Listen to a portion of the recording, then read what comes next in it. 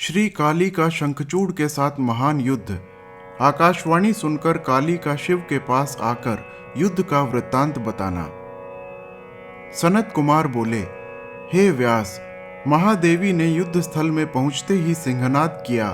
देवी के उस नाद से दानव मूर्छित हो गए। भगवती ने बार बार अशुभ अट्टहास किया। वे मद्यपान करने लगीं तथा युद्ध भूमि में नृत्य करने लगीं। इस प्रकार उग्र दृष्टा, उग्र दंडा, कोटवी आदि भी मधुपान करने लगीं। अन्य देवियां भी युद्ध क्षेत्र में मधुपान और नृत्य करने लगीं। उस समय गणों एवं देवताओं के दल में महान कोलाहल उत्पन्न हो गया और सभी देवता तथा गण आदि तीव्र गर्जन करते हुए हर्षित हो रहे थे।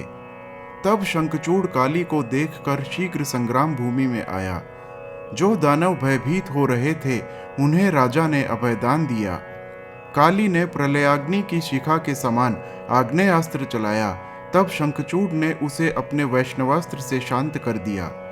उन देवी ने शीघ्र ही उसके ऊपर नारायणास्त्र का प्रयोग किया।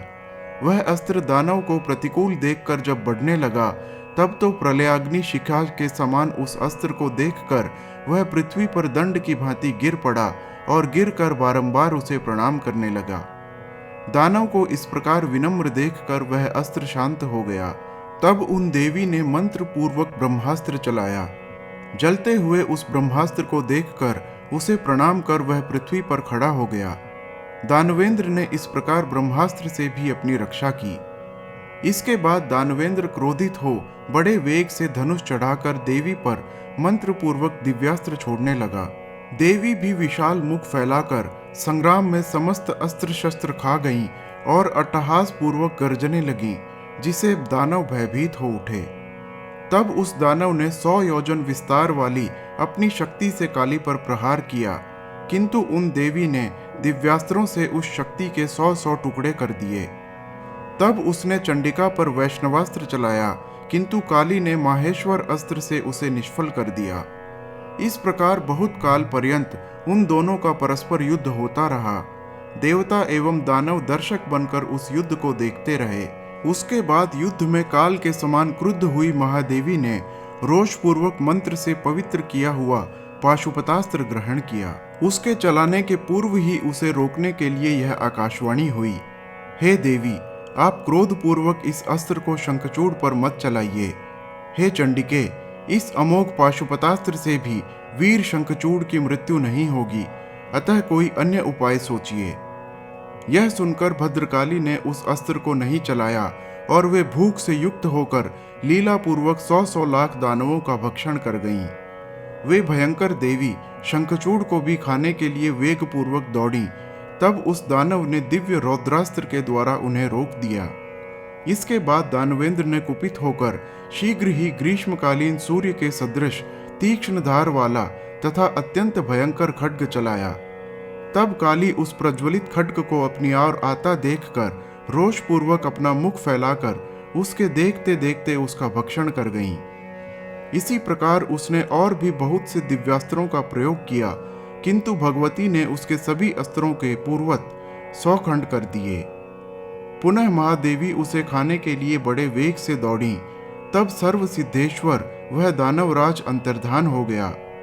काली ने उस दानव को न देखकर बड़े वेग से अपनी मुष्टिका के द्वारा उसके रथ को नष्ट कर दिया तथा सारथी को मार डाला। इसके बाद उस मायावी शंखचूड़ ने बड़ी शीघ्रता से युद्ध स्थल में प्रकट होकर प्रलयाग्नि की शिखा के समान जलते हुए चक्र से भद्रकाली पर प्रहार किया। देवी ने उस चक्र को अपने बाएं हाथ से लीलापूर्वक पकड़ लिया और बड़े क्रोध के साथ शीघ्र ही अपने मुख से उसका भक्षण कर लिया। देवी ने अत्यंत क्रोधपूर्वक बड़े वेग से मुष्टिका द्वारा उस पर प्रहार किया, जिससे वह दानवराज चक्कर काटने लगा और मूर्छित हो गया। वह प्रतापी क्षण भर में चेतना प्राप्त करके पुनः उठ गया और उनके प्रति माता का भाव रखने के कारण उसने उनके साथ बाहुयुद्ध नहीं किया। देवी ने उस दानव को पकड़कर बारंबार घुमाकर बड़े क्रोध के साथ वेग पूर्वक ऊपर को फेंक दिया। वह प्रतापी शंखचूड़ बड़े वेग से ऊपर गया, पुनः नीचे गिरकर भद्रकाली को प्रणाम कर स्थित हो गया। तत्पश्चात प्रसन्नचित वह दानव श्रेष्ठ रत्न निर्मित विमान पर सवार हुआ और सावधान होकर युद्ध के लिए उद्यत हो गया। काली भी क्षुधातुर हो गई और दानवों का रक्तपान करने लगी। इसी बीच वहां आकाशवाणी हुई कि हे ईश्वरी, अभी तक रण में महान उद्धत एवं गर्जना करते हुए 1,00,000 दानव शेष हैं, अतः आप इनका भक्षण करें। हे देवी, आप संग्राम में इस दानवराज के वध का विचार न कीजिए। यह शंखचूड़ आपसे अवध्य है, यह निश्चित है। आकाश मंडल से निकली हुई इस वाणी को सुनकर देवी भद्रकाली बहुत से दानवों का मांस एवं रुधिर खा पीकर शिव जी के पास आईं और आद्योपांत युद्ध का सारा वृत्तांत पूर्वापर क्रम से उन्होंने उनसे निवेदन किया। शिव और शंखचूड़ के महाभयंकर युद्ध में शंखचूड़ के सैनिकों के संहार का वर्णन। व्यास जी बोले, हे महाप्राज्ञ, भद्रकाली के वचन को सुनकर शिव जी ने क्या कहा और क्या किया, उसे आप तत्वतः कहिए, मुझे सुनने की बड़ी ही उत्सुकता है। सनत कुमार बोले, काली के द्वारा कहे गए वचन को सुनकर महान लीला करने वाले कल्याणकारी परमेश्वर शंभु उन काली को आश्वस्त करते हुए हंसने लगे। तत्व ज्ञान विशारद शिव जी आकाशवाणी को सुनकर अपने गणों को साथ लेकर स्वयं युद्ध स्थल में गए।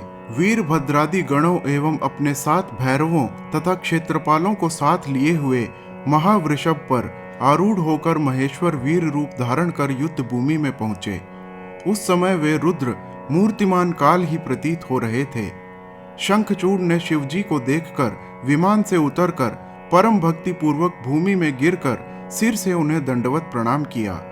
उन्हें प्रणाम करके वह योग मार्ग से पुनः विमान पर जा चढ़ा और शीघ्र ही उसने कवच धारण कर धनुष बाण उठा लिया। उसके बाद शिव तथा उन दानवों का 100 वर्ष पर्यंत घनघोर युद्ध होता रहा, जिसमें निरंतर वर्षा करते हुए मेघों के समान बाणों की वर्षा हो रही थी। महावीर शंखचूड़ शिवजी पर दारुण बाण छोड़ रहा था, किंतु शंकर जी अपने बाणों से उन्हें छिन्न भिन्न कर देते थे। दुष्टों को दंड देने वाले तथा सज्जनों के रक्षक विरूपाक्ष महारुद्र ने अत्यंत क्रोध पूर्वक अपने शस्त्र समूहों में से उसके अंगों पर प्रहार किया। उस दानव ने भी वेग युक्त होकर अपनी तीक्ष्ण तलवार एवं ढाल लेकर शिव जी के श्रेष्ठ वाहन वृषभ के सिर पर प्रहार किया। वृषभ पर प्रहार किए जाने पर शंकर जी ने तीक्ष्ण धार वाले छुरे से लीला पूर्वक शीघ्र ही उसके खड्ग एवं अति उज्जवल ढाल को काट दिया। तब ढाल के कट जाने पर उस दानव ने अपनी शक्ति चलाई, किंतु शिव जी ने अपने बाण से सामने आई हुई उस शक्ति के 2 टुकड़े कर दिए। तब क्रोध से व्याकुल दानव शंखचूड़ ने चक्र से प्रहार किया, किंतु शिव जी ने सहसा अपनी मुष्टि के प्रहार से उसे भी चूर्ण कर दिया। इसके बाद उसने शिवजी पर बड़े वेग से गदा से प्रहार किया, किंतु शिव जी ने उसे भी छिन्न भिन्न करके भस्म कर दिया। तब क्रोध से व्याकुल दानवेश्वर शंखचूड़ हाथ में परशु लेकर वेग से शिव जी की ओर दौड़ा।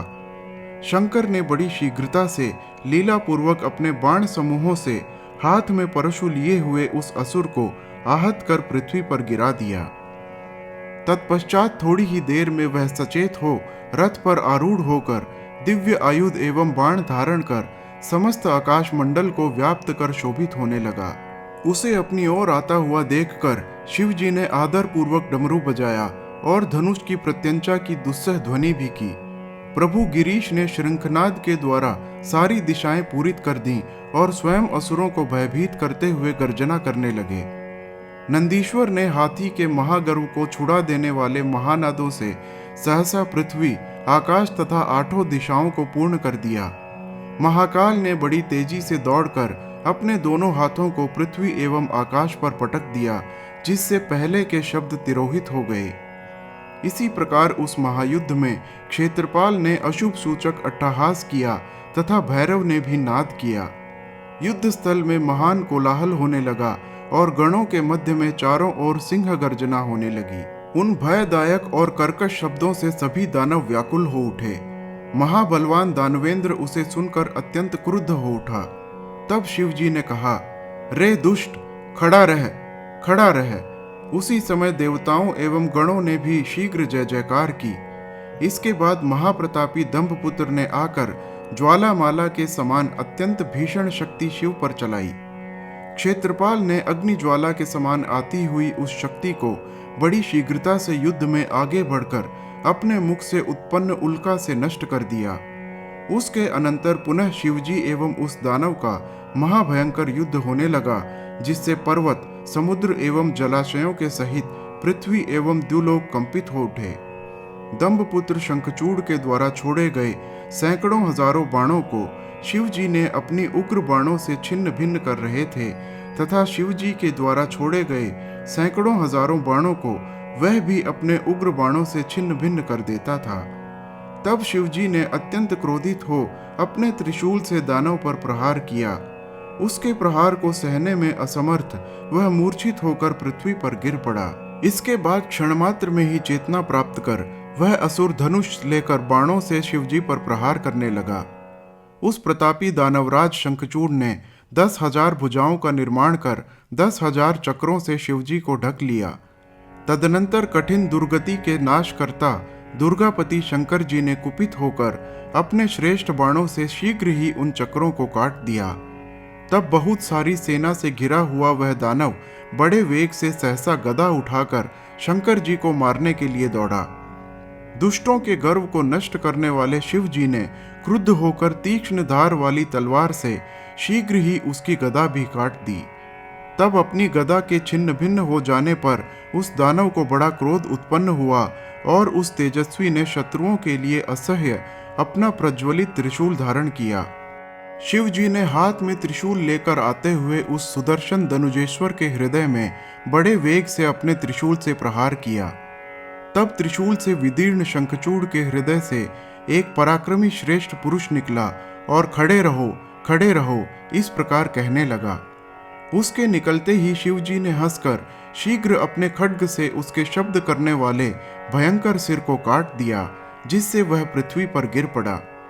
इधर काली ने अपना उग्र मुख फैलाकर बड़े क्रोध से अपने दांतों से उन असुरों के सिरों को पीस पीस कर चबाना प्रारंभ कर दिया। इसी प्रकार क्षेत्रपाल भी क्रोध में भरकर अनेक असुरों को खाने लगे और जो अन्य शेष बचे वे भैरव के अस्त्र से छिन्न भिन्न होकर नष्ट हो गए। वीरभद्र ने क्रोधपूर्वक दूसरे बहुत से वीरों को नष्ट कर दिया एवं नंदीश्वर ने अन्य बहुत से देव शत्रु असुरों को मार डाला। इसी प्रकार उस समय शिव जी के बहुत से गणों ने देवताओं को कष्ट देने वाले अनेक दैत्यों तथा असुरों को नष्ट कर दिया। इस प्रकार उसकी बहुत सी सेना नष्ट हो गई और भय से व्याकुल हुए अनेक दूसरे वीर भाग गए। हर हर महादेव।